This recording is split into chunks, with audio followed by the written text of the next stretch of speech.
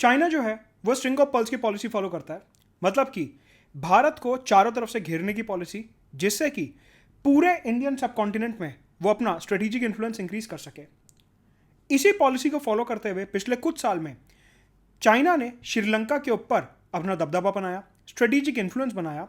और अभी रिसेंटली एक मुद्दा सामने आया है जहां पे चाइना ने अपने स्पाई शिप युआन वैंग 5 को श्रीलंका के हम्बनटोटा पोर्ट में स्टेशन करने की बात करी है।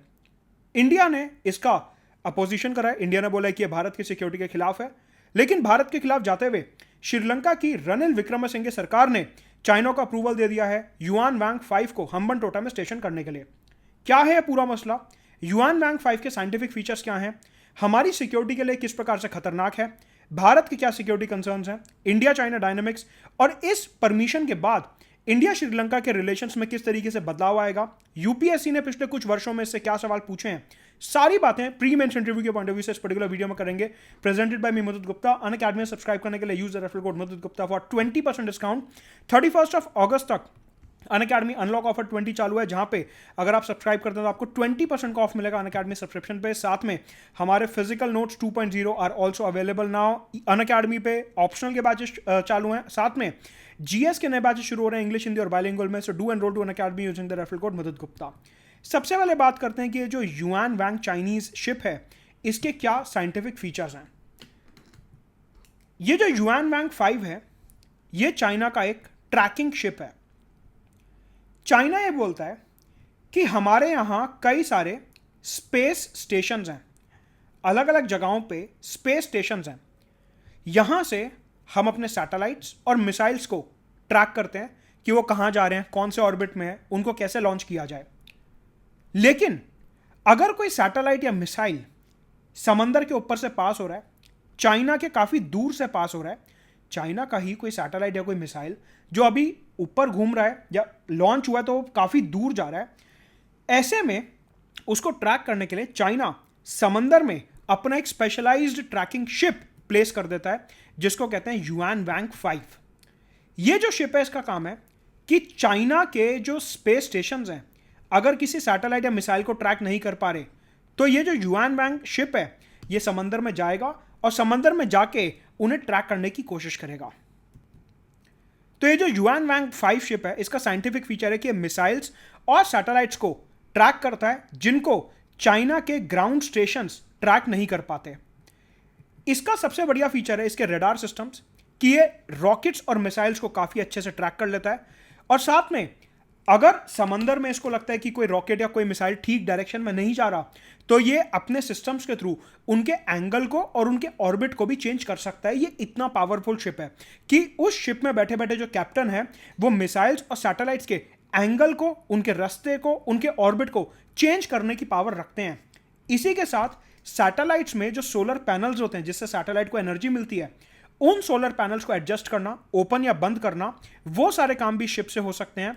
चाइना ने अपने मून और मार्स मिशन में और अपने मैन्ड स्पेस प्रोग्राम में अंतरिक्ष में जो उन्होंने अपना मानव युक्त कार्यक्रम किया था उसमें इस पर्टिकुलर शिप का इस्तेमाल करा था कि जब उन्होंने मार्स मिशन लॉन्च करा, मून मिशन लॉन्च करा या अपना मैन्ड स्पेस मिशन लॉन्च करा और वो अपने ग्राउंड स्टेशन से उन्हें मॉनिटर नहीं कर पा रहे थे तो चाइना ने दुनिया के अलग अलग जगहों पे अपने ट्रैकिंग शिप को तैनात करा और उन moon mission, Mars mission, manned mission को ट्रैक करने की कोशिश करी। इसी के साथ ये वाला जो पर्टिकुलर शिप है इसमें एक स्पेशल टाइप का एंटीना लगा हुआ है जिसको कहते हैं लार्ज पैराबोलिक एंटीना। ये जो लार्ज पैराबोलिक एंटीना है ये कुछ इस शेप में होता है, इस शेप में कुछ एंटीना होता है पैराबोलिक शेप में, इस तरीके से कुछ एंटीना होता है पैराबोलिक शेप में जो इस शिप में लगा हुआ है। ये जो लार्ज पैराबोलिक एंटीना है इसका मेजर फंक्शन है कि ये किसी भी सैटेलाइट को स्पेस में ट्रैक कर सकता है क्योंकि ये बहुत ही पावरफुल एंटीना है। इसका मतलब है कि अगर श्रीलंका में यहां कहीं ये चाइना का शिप तैनात किया जाता है तो ये जो शिप है ये अपने पैराबोलिक एंटीना का इस्तेमाल करके भारतीय सैटेलाइट्स को भी लॉन्च कर सकता है। आपको पता है कि ऊपर हमारा नाविक, अर्थ ऑब्जर्वेशन सैटेलाइट, जी सैट कम्युनिकेशन सैटेलाइट, ये सारे के सारे इंडिया के जो सैटेलाइट्स हैं वो ऊपर स्पेस में घूमते हैं। अगर ये लार्ज पैराबोलिक एंटीना वाला शिप जो है इसको श्रीलंका में तैनात कर दिया जाएगा तो ये भारत के शिप्स को भी ट्रैक कर पाएगा जो कि हमारे लिए एक सिक्योरिटी थ्रेट है। इसके जो रेडार्स हैं वो हमारे मिसाइल लॉन्चेस को भी ट्रैक कर सकते हैं। आपको पता है कि इधर उड़ीसा में चांदीपुर में हम जो है एपीजे अब्दुल कलाम आइलैंड से अपनी मिसाइल्स का टेस्टिंग करते हैं। हमारा जो टेस्टिंग स्टेशन है डीआरडीओ का मिसाइल्स का, वो यहाँ उड़ीसा चांदीपुर में लोकेटेड है, राइट। नाउ अगर हम अपनी मिसाइल्स को वहां पर टेस्ट कर रहे हैं तो युआन वैंग 5 के जरिए चाइना, क्योंकि इतना पास है श्रीलंका में, वो ये देख पाएगा कि डीआरडीओ किस टाइप की मिसाइल बना रहा है, कौन सी मिसाइल बना रहा है, उसके क्या आधुनिक फीचर्स हैं। इस तरीके से अलग अलग इन्वेस्टिगेशन चाइना अपने शिप के माध्यम से कर सकता है। ऑल्सो मैंने आपको बताया कि अपने पैराबोलिक एंटीना के माध्यम से ये हमारे सारे सैटेलाइट्स को ट्रैक कर सकता है। अब आप ये मानिए कि सैटेलाइट के जरिए हमारे जो सोल्जर्स हैं, सपोज करिए एक सोल्जर है जो मुंबई में पोस्टेड है और एक सोल्जर है जो अभी जम्मू कश्मीर में पोस्टेड है, ये आपस में बात कर रहे हैं कि अभी देश में सिक्योरिटी में क्या चल रहा है। सैटेलाइट कम्युनिकेशन होगा, सैटेलाइट के जरिए सारी की सारी बातचीत होगी दो सोल्जर्स के बीच में डिफेंस मिनिस्ट्री में। तो ये जो लार्ज पैराबोलिक एंटीना है, इसके माध्यम से ये हमारे कम्युनिकेशन को भी इंटरसेप्ट कर सकता है कि दो जवान जो हैं, जो सोल्जर्स जो हैं, दो ऑफिसर्स जो हैं, वो आपस में क्या बात कर रहे हैं। तो आप ये समझिए कि अगर ये जो इनका स्पाई शिप है, ये जो इनका ट्रैकिंग शिप है, अगर इसको इंडिया के इतना पास यहाँ पे हम खड़े होने देंगे तो इससे हमारी defence missiles, communication system, satellite system, ये सब चाइना ट्रैक कर सकता है और हमारे देश की सेंसिटिव इंफॉर्मेशन को हासिल कर सकता है। इस कारण से ये जो पर्टिकुलर पूरा शिप है युआन वैंग 5 ट्रैकिंग शिप, ये भारत की सिक्योरिटी के लिए अच्छा नहीं है। अगर हम इन ट्रैकिंग शिप्स की बात करते हैं तो आज की तारीख में दुनिया के 5 देशों के पास ये ट्रैकिंग शिप्स हैं। एक यूएस, फ्रांस, रशिया, चाइना और इंडिया। इंडिया कभी खुल के सामने नहीं आया कि हमारे पास ये ट्रैकिंग शिप है या नहीं है, लेकिन अलग अलग अखबार ये बोलते हैं कि हमारे पास एक ट्रैकिंग शिप है जिसे कहते हैं VC-1184। ये ट्रैकिंग शिप इंडिया अभी तक पब्लिक में नहीं लाया है और अभी इसके ऊपर कुछ भी कमेंट करना काफी मुश्किल रहेगा कि एक्चुअल में इंडिया इसे यूज कर रहा है या नहीं कर रहा है। लेकिन कुछ एजेंसीज का, कुछ न्यूज एजेंसीज का ऐसा मानना है कि इंडिया के पास ऐसा एक ट्रैकिंग शिप है। यहां पे आपको एक चीज और ध्यान रखनी है कि जो यूएस के ट्रैकिंग शिप्स हैं वो चाइना के ट्रैकिंग शिप्स के मुकाबले काफी छोटे हैं साइज में। ऐसा क्यों? उसका कारण यह है कि चाइना को अपने शिप्स बड़े इसलिए बनाने पड़े कि उनमें ज्यादा पेट्रोल, ज्यादा सामान, ज्यादा खाने की सामग्री, सर्वाइवल का सामान आ सके, कि अगर चाइना अपने शिप को कहीं दूर भेज रहा है तो वो उस पर जो क्रू है, उस पर जो लोग हैं, वो सर्वाइव कर सकें। यूएस के पूरी दुनिया में अलग अलग जगह पे मिलिट्री बेसेस हैं, तो यूएस ने अपने शिप्स को छोटा इसलिए बनाया कि अगर कल को मेरे को कोई प्रॉब्लम होती भी है तो पूरे दुनिया में तो मेरे मिलिट्री बेसेस हैं ही, मैं कहीं भी फोन करूंगा वहां पे मेरे को सपोर्ट मिल जाएगा। क्योंकि यूएस के पूरी दुनिया में काफी सारे मिलिट्री बेसेस हैं, इस चलते यूएस अपने शिप्स को थोड़ा छोटा बनाता है जो कि उसको काफी सस्ते पड़ते हैं। चाइना के जो बड़े बड़े युआन वैंग टाइप शिप्स हैं ये काफी महंगे पड़ते हैं, राइट। तो अब सवाल उठता है कि ये जो युआन वैंग ट्रैकिंग शिप है ये श्रीलंका में तैनात क्यों है। बेसिकली श्रीलंका में यहां पे एक जगह है जिसको कहते हैं हम्बनटोटा। अभी मैं आपको मैप दिखाऊंगा। यहां पे चाइना ने बोला है कि हम अपना युआन वैंग शिप जो है उसको स्टेशन करेंगे। सवाल उठता है ऐसा क्यों? चाइना बोलता है कि अभी मेरे कई सारे सैटेलाइट लॉन्च होने वाले हैं जिसकी वजह से मेरे को अपने युआन वैंग को इंडियन ओशन में रखना होगा। उसने युआन वैंग को श्रीलंका भेजा मेंटेनेंस के लिए। वो ये बोलता है कि यहां पे रह के इसकी मैं रिपेयर करा दूंगा, मेंटेनेंस करा दूंगा, जिससे कि सितंबर में जितने भी मेरे सैटेलाइट लॉन्चेस होने हैं उसमें ये जो युआन वैंग शिप है इंडियन ओशन में रह के आसानी से उन शिप्स को ट्रैक कर सके। तो मेंटेनेंस पर्पसेस के लिए चाइना ने शिप को श्रीलंका भेजा, ऐसा चाइना का ऑफिशियल वर्जन है। तो हमने देखा युआन वैंग 5 क्या है, इसके साइंटिफिक फीचर्स क्या हैं, कौन कौन से इसमें रेडार्स लग रहे हैं और ये श्रीलंका में क्यों आया है। आगे बढ़ने से पहले, क्योंकि श्रीलंका न्यूज में काफी ज्यादा रहा है, इसके थोड़े से इंपॉर्टेंट लोकेशंस मैं आपको दिखा दूंगा जो अपने प्रीलिम्स के पॉइंट ऑफ व्यू से इंपॉर्टेंट हैं। श्रीलंका में सबसे पहले इधर की तरफ एक पोर्ट है जिसका नाम है त्रिंकोमल्ली पोर्ट। यहां पे इंडिया कुछ कुछ पोर्ट डेवलपमेंट कर रहा है। इसके बाद ऊपर की तरफ वी हैव नॉर्दर्न प्रोविंस। ये जो नॉर्दर्न प्रोविंस है ये तमिल मेजॉरिटी प्रोविंस है, यहां पे तमिल्स जो हैं वो मेजॉरिटी में है। तो ये जो नॉर्दर्न प्रोविंस है it is a Tamil majority province. फिर आता है कोलंबो, यहां पे जो कि कैपिटल है श्रीलंका का। और फिर आता है हम्बनटोटा पोर्ट इधर नीचे साउथ में।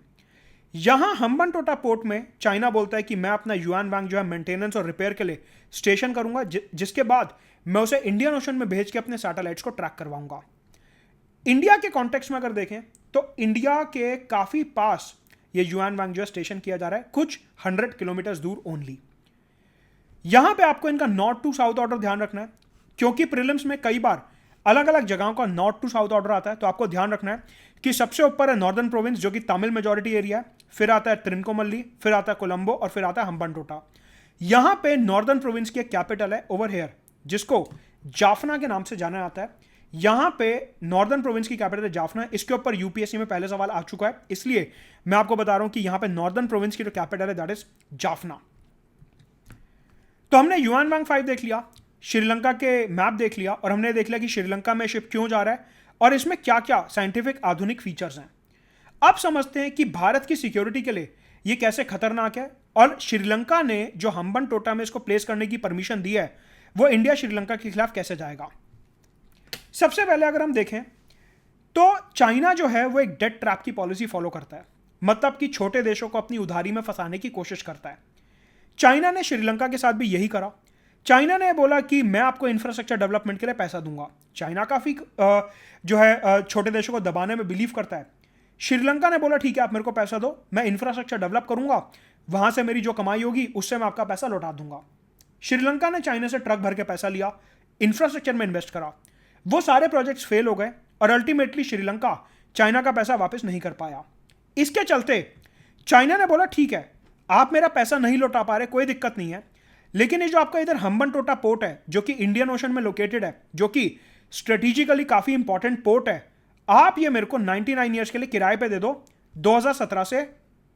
मतलब कि 2017 में 99 ईयर्स के लिए चाइना ने हम्बनटोटा पोर्ट के ऊपर कब्जा कर लिया और अब यह पोर्ट चाइनीज ऑक्यूपेशन के अंडर है। इस वजह से चाइना ने श्रीलंका के ऊपर दबाव डाला कि क्योंकि यह पोर्ट मेरे ही कब्जे में है, इस वजह से मैं अपने युआन वांग ट्रैकिंग शिप को यहां पे भेजूंगा। इंडिया यह बोलता है कि जो युआन वांग ट्रैकिंग शिप है यह ट्रैकिंग शिप तो है ही, लेकिन यह एक ड्यूअल यूज शिप है। चाइना यह बोलता है कि यह जो शिप है यह सिर्फ और सिर्फ साइंटिफिक पर्पसेस के लिए डेवलप किया गया है। इंडिया बोलता है यह सब दोगलापन है। मतलब कि यह जो युआन वांग शिप है यह ड्यूअल यूज शिप है कि ये हाँ साइंस के लिए यूज होगा, सैटेलाइट ट्रैकिंग के लिए यूज होगा, मिसाइल ट्रैकिंग के लिए यूज होगा, हम उसे मना नहीं कर रहे, लेकिन इसमें एक दोहरा चरित्र है कि साइंस और जासूसी दोनों के लिए यूज होगा।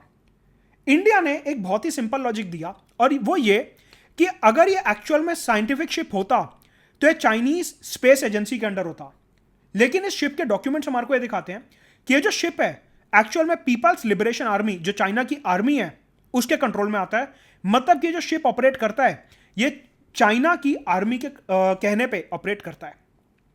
इसके अलावा इंडिया ने बोला कि ये जो शिप है हम्बनटोटा में प्लेस किया जाएगा जो कि इंडिया के कोस्ट से काफी पास है, और इसलिए ये ड्यूअल यूज शिप जो है इंडिया के पास इसलिए भेजा जा रहा है कि ये हमारे ऊपर जासूसी कर सकें और चाइना हमारे आसपास अपने सबमरीन्स का प्लान बना सके कि भारत के आसपास मेरे को किस तरीके से सबमरीन्स प्लेस करने हैं। मतलब कि यहां पे मल्टीपल चीजें हो गई कि ये जो शिप है ये हमारे सैटेलाइट ट्रैक करेगा, हमारी कम्युनिकेशन ट्रैक करेगा, हमारी मिसाइल्स ट्रैक करेगा, हमारे आसपास जो समंदर है उसके फ्लोर को ट्रैक करेगा और उस हिसाब से अपने सबमरीन ऑपरेशंस को प्लान करेगा कि भारत के आसपास में किस तरीके से अपने न्यूक्लियर कैपेबल सबमरीन्स को तैनात कर सकता हूं, ऐसा इंडिया का मानना है। इंडिया ने श्रीलंका को बोला कि आप ये सब मत करिए, और वैसे भी कोविड के टाइम पे आपकी इकोनॉमी बैंकरप्ट हो गई थी तो हमने आपको $3 बिलियन जो है वो एड में दिए हैं और हमने आपकी सबसे ज्यादा सहायता करी है। इसके बावजूद श्रीलंका जो है वो चाइना के प्रेशर में दबा रहा। श्रीलंका जो है उसको ये याद था कि हम्बनटोटा जो है वो चाइना के अंडर है, चाइना ने ऑलरेडी मेरे को काफी उधार दे रखा है। इन सब के चलते श्रीलंका ने फाइनली ये डिसाइड करा कि मैं चाइना की शिप को यहां पे हम्बनटोटा में आने दूंगा। इंडिया इवन दो कोविड के समय में सबसे ज्यादा हमने वैक्सीन और पैसे के जरिए श्रीलंका की मदद करी, लेकिन फिर भी श्रीलंका ने हमारी सेंसिटिविटीज, हमारी संवेदनशीलता को अनदेखा किया, हमारी सेंसिटिविटीज को अनदेखा किया और फाइनली चाइना को परमिशन दी कि आप अपने शिप को यहां पे तैनात कर सकते हो। यह पर्टिकुलर वाक्य हमारे को दिखाता है कि किस तरीके से इंडिया के नेबरहुड में चाइना का स्ट्रेटेजिक इन्फ्लुएंस जो है वो ग्रो कर रहा है, किस तरीके से भारत के पड़ोस में इंडिया का वर्चस्व कम हो रहा है और चाइना का वर्चस्व बढ़ रहा है, कि इंडिया के इतने असिस्टेंस देने के बाद भी श्रीलंका ने चाइना को अलाउ करा कि वो अपना शिप, अपना ड्यूअल पर्पस शिप, अपना स्पाई शिप हम्बन टोटा पे तैनात कर सके। कुछ एक्सपर्ट्स का यहाँ पे ये मानना है कि ये जो पूरा का पूरा वाक्य हुआ है ये एक्चुअल में श्रीलंका का प्लान है इंडिया को दबाने का।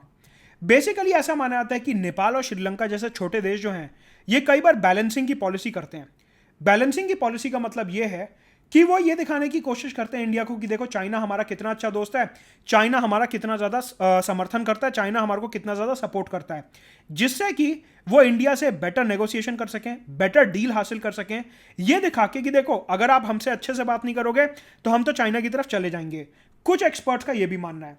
कहने का मतलब है यहाँ पे अब आने वाले समय में हमारे को यह देखना होगा कि जिस प्रकार से चाइना और श्रीलंका की दोस्ती बढ़ रही है और जिस प्रकार से श्रीलंका ने हमारे सिक्योरिटी कंसर्न्स को इग्नोर करा है, जिस प्रकार से श्रीलंका ने चाइना की शिप को हम्बन टोटा में प्लेस होने दिया है, क्या आने वाले समय में इंडिया की सरकार अपनी कोविड असिस्टेंस रोकेगी? क्योंकि श्रीलंका की इकोनॉमी काफी खराब हालत में है, तो क्या इंडिया अपना सपोर्ट श्रीलंका को चालू रखेगा या उसे आने वाले समय में बंद कर दिया जाएगा?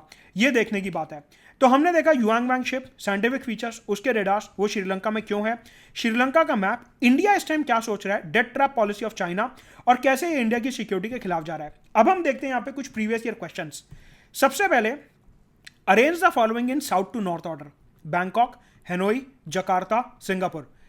ये प्रीलिम्स 2014 का सवाल है। मैं आपको ऑलरेडी बता चुका हूं कि अपने पॉइंट ऑफ व्यू से कैसे इंपॉर्टेंट है। जब मैंने आपको नॉर्दर्न प्रोविंस, जाफना, त्रिनकोमल्ली, कोलंबो और हम्बन टोटा की पोजीशन बताई, सेम क्वेश्चन ऐसा वहां पे बन सकता है। एक और क्वेश्चन प्रीलिम्स 2020 का, consider the following statements: the value of India Sri Lanka trade has consistently increased in the last decade, textile and textile articles constitute an important item of trade between India and Bangladesh, the last 5 years Nepal has been the largest trading partner of India. यहां पे थोड़ी सी numbering में गलती हो गई है, ये होगा 1, ये होगा 2 और ये होगा स्टेटमेंट 3। कहने का मतलब है हमारे पड़ोसी देशों के ऊपर एक ऐसे डिप्लोमेटिक स्टेटमेंट आ सकती है कि हमारा उनके साथ ट्रेड कैसा चल रहा है। ऐसे ही करंट कॉन्टेक्स्ट में हमने श्रीलंका को कितने रुपए की एड दी है, उस टाइप से सवाल बन सकता है प्रीलिम्स में। तो ये एक पैरेलल क्वेश्चन यहां से निकल के आता है। अगर हम मेंस की बात करते हैं तो मेंस 2013 का सवाल है, what do you understand by the string of pearls, how does it impact India, briefly outline the steps taken by India to counter this। String of pearls policy मैंने आपको ऑलरेडी बताई, डेट ट्रैप पॉलिसी बताई, China किस तरीके से श्रीलंका के ऊपर दबाव बना रहा है वो हमने देखा। तो वो वाले जो फॉर्डर पॉइंट्स हैं वो यहां पे यूज होंगे।